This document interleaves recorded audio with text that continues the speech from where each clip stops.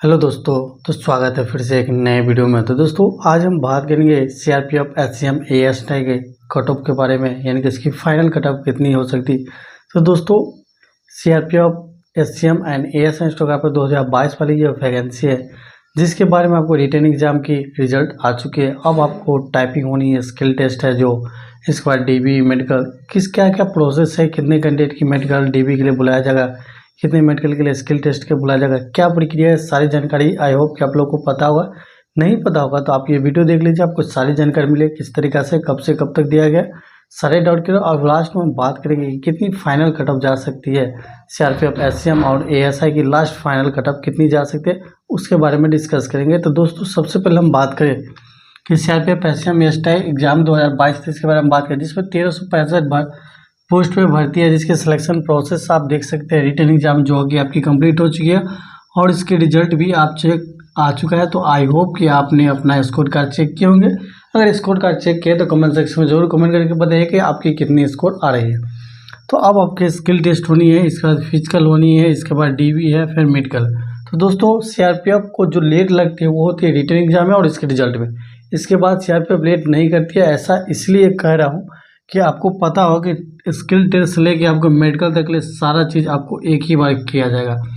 यानी कि सबसे पहले आपको स्किल टेस्ट किया जाएगा, फिर आप पास हो जाइएगा तो फिर आपको पीटी पीएसटी होगी, इसके बाद आपका डीपी मेडिकल। यानी कि एक बार जाइए और जॉब लेकर हाथ में आइए। यानी कि अब जो आपके एडमिट कार्ड आई होगी, जो भी कैंडिडेट रिटन एग्जाम में पास होंगे उसका जो एडमिट कार्ड है, आप एडमिट कार्ड लेके जाइए। वहाँ 2 से 3 दिन में आपके सारा चीज़ क्लियर होगी। स्किल टेस्ट में पास हुए, फिर मेडिकल होगी, डीबी होगी, सारे कुछ प्रक्रिया पास। यानी कि आप चाहिए आप नौकरी लेकर आइए। तो दोस्तों अच्छी खासी है। आप सबके बारे में हम A to Z बताते हैं। यानी कि टोटल सीआरपीएफ की बात करें तो 65,819 कैंडिडेट जो क्वालिफाई किया है वो आपको सीआरपीएफ आपको एससीएम की बात कर रहे हैं। तो इसमें इतने कैंडिडेट जो क्वालिफाई किया है, तो अब इस कैंडिडेट की क्या होगी, आपकी सीबीटी हो चुकी है। यानी कि सीबीटी आप लोग क्वालिफाई है, जो कि आपकी 1315 वैकेंसी, इसके सीबीटी आप पास है। सीबीटी पे जो भी कैंडिडेट पास है उसकी अब होगी आपकी स्किल टेस्ट, यानी कि आपकी टाइपिंग होगी। यानी कि टाइपिंग आप लोग क्या दोस्तों, टाइपिंग आप कंप्लीट करेंगे, फिर आपको डीबी के लिए यानी कि पीएसटी होगी, यानी कि फिजिकल स्टैंडर्ड टेस्ट होगी। इसके बाद आपकी डीबी होगी, डीबी के बाद आपकी डीएमई यानी कि मेडिकल जिसे कहते हैं, वो डिटेल मेडिकल एलिजिबिलिटी टेस्ट होगी। तो ये सारे प्रोसेस जो आपको भी बाकी एक ये प्रोसेस आप क्लियर कर चुके हैं। अब दोस्तों टाइपिंग में बहुत से कैंडिडेट छटते हैं, क्योंकि सबसे ज़्यादा अगर एग्जाम में छटनी जो कर दे सीआरपीएफ वाले, तो सबसे ज़्यादा टाइपिंग में करते हैं, क्योंकि स्पीड मैटर रखता है, एरर मैटर रखता है। तो दोस्तों आई होप कि आप लोग अपनी टाइपिंग कर रहे होंगे, क्योंकि पढ़ाई करने के लिए 8 घंटा 10 घंटा पढ़ाई आदमी नॉर्मली कर लेते हैं, लेकिन टाइपिंग 8-10 घंटा करना मुश्किल है, क्योंकि हाथ दुखने लगता है, उंगली दर्द करने लगेगी, आपके स्किन पर बार बार देखना, आपकी आँख दर्द होने, तो बहुत सी समस्या आते हैं स्किल टेस्ट में। तो दोस्तों आप लोग मेहनत करिए, कम से कम 4-5 घंटा तक कंटिन्यू अभी करिए अगर टाइपिंग करें, क्योंकि स्पीड अच्छा रहेगी। क्योंकि यही सबसे ज़्यादा भर्ती, अगर मान लीजिए सीबीटी पास है तो सीबीटी मान लीजिए आप 50%, सीबीटी पास होगी तो मान लीजिए आपको 10% आपको नौकरी मिल गई। सीबीटी पास है तो मान लीजिए 10% हम मानेंगे।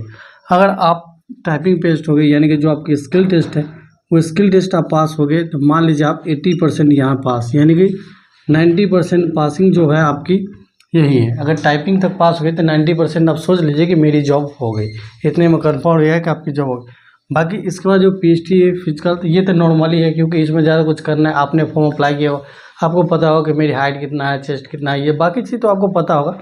जिसकी कम है तो वही छड़ेगी, जो कन्फर्म है मेरी इतनी हाइट है इस समय, तो इसमें इसको कोई दिक्कत नहीं, ये आप क्लियर कर जाइएगा।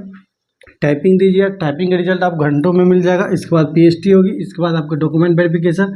डॉक्यूमेंट में भी छटने की उम्मीद है, क्योंकि जो भी डॉक्यूमेंट रिक्वायर्ड है सारे डॉक्यूमेंट आप अवेलेबल है, तो आपको वहाँ भी छटने जाएगा अच्छा से। इसके बाद मेडिकल में आगे पूरी तरह फिट है तो फिट है, यानी कि 90% का सफ़र जो है आपको टाइपिंग तक ही पूरा है। बाकी 10% फॉर्मेलिटी के लिए होती है।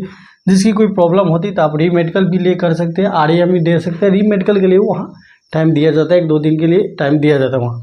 तो दोस्तों ये सारे प्रोसेस हुआ। अब हम बात करें एएसआई स्टोर की। सबसे पहले इसमें बता दें, इसमें आपको 4 तारीख से लेके आपको 12 दिसंबर तक, यानी 4 से लेके 12 दिसंबर तक आपकी जो इसकी सारी प्रोसेस है, स्किल टेस्ट की टाइमिंग दिया गया है जो एससीएम में। तो इसके लिए 4 तारीख से, यानी कि पर डे, यानी कि लगभग देख सकते हैं 8 दिन 10 दिन के प्रोसेस है। 4 से लेके दोस्तों 16 दिसंबर तक है। 4 से लेके आपको 16 दिसंबर तक के लिए इसमें दिया गया है, यानी कि आप 4 से लेकर 16 दिसंबर, 12 नहीं दोस्तों 16 दिसंबर, यानी कि टोटल 12 दिन की ये कार्यकाल रहेगी आपकी। 12 दिन में टोटल ये प्रोसेस किया जाएगा, यानी कि जो 65,800 इतने कैंडिडेट है उसके लिए एग्ज़ाम बुलाया जाएगा, यानी कि एक दिन में लगभग 400 कैंडिडेट को बुलाया जाएगा। इस हिसाब से लगभग ले सकते हैं। बाकी ASI स्ट्रो वाली है तो इनमें की बात कर ले, ASI स्ट्रो की, इसमें भी लगभग 17,000 समथिंग कैंडिडेट पास किए, यानी कि 17,420 कैंडिडेट को क्वालिफाई किया गया। 17,420 कैंडिडेट है, जिसके लिए आपको 17 तारीख से लेके 28 तारीख तक के लिए डे है, यानी कि टोटल 8 दिन 8 दिन के टाइम दिया गया। इसमें भी एक दिन में लगभग 200 कैंडिडेट के यहाँ भी बुलाया जाएगा। और इसमें भी यही प्रोसेस है, यानी कि सबसे पहले आपकी टाइपिंग होगी, यानी कि जो भी आपकी टाइपिंग है टाइपिंग होगी। टाइपिंग के बाद आपकी PST होगी, यानी कि फिजिकल स्टैंडर्ड टेस्ट होगी। इसके बाद आपकी DV होगी, यानी कि डॉक्यूमेंट वेरिफिकेशन होगी। इसके बाद डिटेल मेडिकल एलिजिबिलिटी टेस्ट होगी, यानी कि ये सारे प्रोसेस भी है जो स्टोन का भी होगी। यानी कि बहुत से कैंडिडेट है जो कहते हैं मैं CRPF SCM में भी पास हूँ और स्टोन, तो दोस्तों आपको घबराने की जरूरत नहीं। आप सबसे पहले CRPF SCM के देने जाइए। इसके बाद आपकी 16 तारीख के बाद जो है आपको ASI के है, तो दोनों आप दे सकते हैं। आप जिसमें क्वालिफाई उसमें एलिजिबिलिटी रख सकते हैं, और इसकी टाइपिंग को ज़्यादा हार्ड होती है स्टोन की। तो दोस्तों ये रही आपकी सॉल्व प्रोसेस, और 4 ही प्रोसेस एक बार किया जाएगा। यानी कि आपका CBT पास है, फिर आपका स्किल टेस्ट होगी, स्किल टेस्ट पास करने के बाद आपकी PST होगी, PST आप पास करिएगा। उसके बाद आपकी DB होगी, फिर मेडिकल है, यानी कि एक बार एडमिट करेगा, सारा चीज़ होगी। आपको डेट लिखा होगा, आपने अपना स्कोर कार्ड चेक किया होगा, इस हिसाब से पूरा दिए गए। अब हम बात करते हैं कि इतने चीज़ होने के बाद कट ऑफ कितनी जानी। तो दोस्तों आप बहुत से कैंडिडेट है ये मिनिमम क्वालिफिकेशन से थोड़ी आगे पीछे, यानी कि 65 नंबर जनरल कैंडिडेट के है तो वो पास कर चुके हैं, उनके लिए मेडिकल स्किल प्रोसेस। लेकिन आपकी जो कट ऑफ है बहुत हाई जाने वाली है, क्योंकि कट ऑफ हाई इसलिए क्योंकि 1315 पोस्ट है। इस हिसाब से कट ऑफ की हम बात करें, कैटेगरी वाइज मेल और फीमेल के हम कट ऑफ बता दें आपको, तो एक्सपेक्टेड कट ऑफ बताते हैं। अपना स्कोर बताइएगा, आपका कितना स्कोर है आप हिसाब से बताइएगा। लेकिन मैं एक्सपेक्टेड बताता हूँ, मैक्सिमम से मैक्सिमम इतनी रख सकते, इससे ज़्यादा नहीं जाने। यानी कि जनरल कैंडिडेट जो भी है उसकी कट ऑफ आपको 80 प्लस रहने वाली है, यानी 80 से लेके 85 के आसपास में रहेगी। जबकि फीमेल में इतनी नहीं जाएगी, फीमेल में लगभग आपको 75 से लेके 80 के आसपास में फीमेल मोड रहेगी। ये आपकी जनरल की होगी।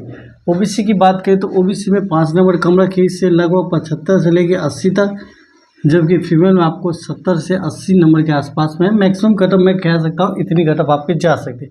बाकी EWS के OBC के आसपास में रहेगी, यानी कि लगभग 63 से लेके 73 से लेके 78 ले लीजिए। बाकी फीमेल के लिए लगभग आपको 64 से लेके 72 तक ले सकते हैं। तो दोस्तों इतनी कटअप आपके रह सकती है मेल, और ये फीमेल के।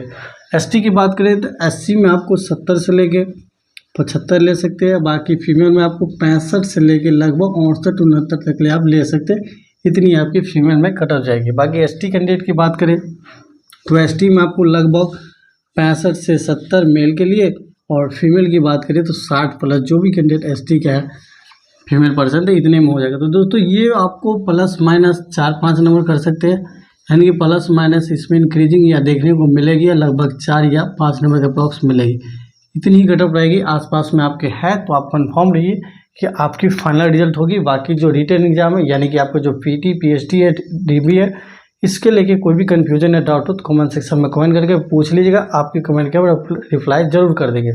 बाकी इससे जुड़ी कोई भी अपडेट आएगी, कोई भी नोटिस आती है तो आपको इन्फॉर्म किया जाएगा, चैनल पे अप टू डेट किया जाएगा। बाकी चैनल पर आप नए होंगे तो चैनल को सब्सक्राइब करके साथ में बेल आइकन प्रेस कर लीजिएगा। तो वीडियो पसंद आए तो लाइक शेयर जरूर कीजिए। मिलेंगे नेक्स्ट वीडियो में। धन्यवाद। जय हिंद।